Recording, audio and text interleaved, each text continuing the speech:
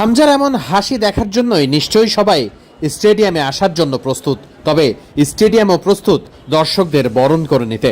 হামজাদের match, Bangladesh ফুটবলের match, এটাকে কেন্দ্র করে জাতীয় স্টেডিয়াম ঢাকা সাজছে নানান রূপে।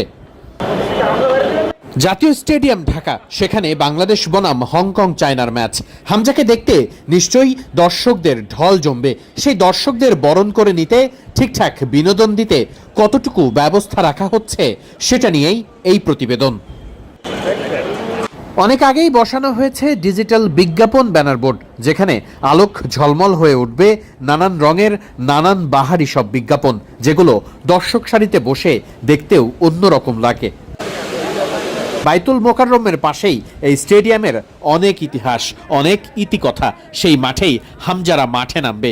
নতুন করে সাজানো হয়েছে সেই স্টেডিয়ামে দর্শকদের বরণ করে নেওয়ার জন্য থাকছে বিশেষ লাইট শো, নানান রঙের নানান রকম আয়োজন। দর্শকরা যাতে উপভোগ করতে পারেন সেজন্য সব ব্যবস্থা প্রস্তুতি নেওয়া হচ্ছে 2 দিন আগে থেকেই। ফুটবলাররা যখন মাঠের একপাশে ট্রেনিং করতে ব্যস্ত, তখন পুরো মাঠেই মাঠ সাজানো, মাঠের বিভিন্ন কিছু ঠিকঠাক করা নিয়ে ব্যস্ত কর্মকর্তারা।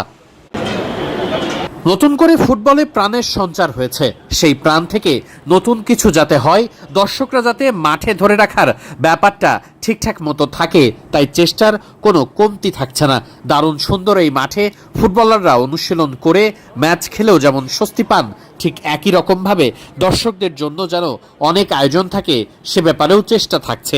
ইতিমধ্যেই টিকিটের চাপ হুমড়ি খেয়ে পড়ার মতো দর্শকরা হামজাকে দেখতে মাঠে আসছেন। সেই মাঠে খেলার পাশাপাশি মাঠের ব্যবস্থাপনাও যাতে সুন্দর হয়, দর্শকরা যাতে মুগ্ধ হতে পারেন, সেজন্য সব রকম প্রস্তুতি ইতিমধ্যেই নেওয়া শুরু করেছে বাংলাদেশ ফুটবল ফেডারেশন।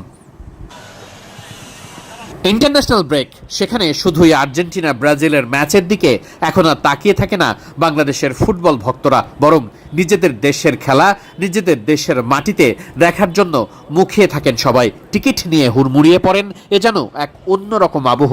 তাই নতুন যে এই জোয়ারটাকে ভালো মতো করে দর্শকদের জন্য আরও ভালোভাবে প্রস্তুত করতে প্রতিনিয়তই যতটা সম্ভব তার চেষ্টা থাকছে। ভুল ত্রুটি অনেক আছে, তবে সেসবের মধ্য থেকেও ভালো ব্যাপার, ফুটবলে আবার ভালো দিন আসতে শুরু করেছে। হামজাদের দেখে অনেকেই বাংলাদেশের হয়ে খেলতে শুরু করেছে। ঢাকা স্টেডিয়ামে পা রাখছেন অনেক নামি দামি ফুটবলাররা, যারা কিনা বাংলাদেশের জার্সিতে খেলছেন, খেলবেন ভবিষ্যতেও। ইতিমধ্যে যারা টিকিট কেটে ফেলেছেন, যারা হামজাকে দেখার জন্য প্রস্তুত হয়ে আছেন, তারা ঢাকা স্টেডিয়াম উপভোগ করতে পারছেন।